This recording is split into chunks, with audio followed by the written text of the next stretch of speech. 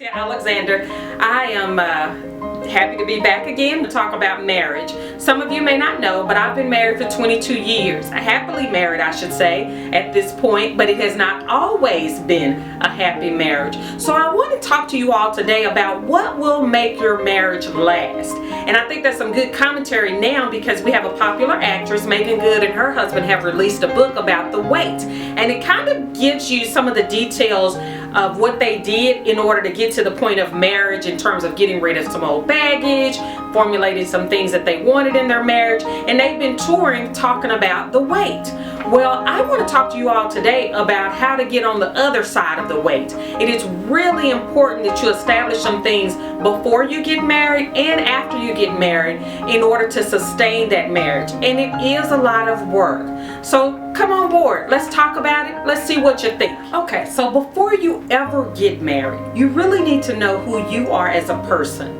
Sometimes we will go through life and have all of these experiences and never really take the time to assess ourselves, what we want in our life, who we want to be, what we want to accomplish. We wait for this other person to come into our life to try to figure that out. Or we get into the relationship and try to blame that other person for not being something that we never really established. So I think that one of the important things to do before you ever consider going into a relationship that may lead to marriage is that you think about who you really are. What has God blessed you with? Those talents and those gifts. What has He given you to equip you to be of service to Him, and you maximizing those gifts?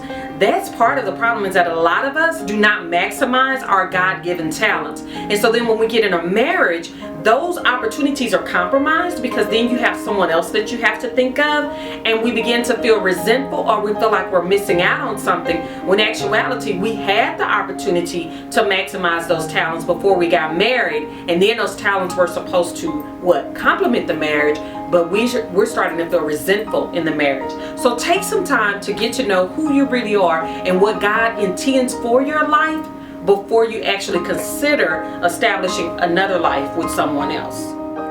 Join me again later for part 2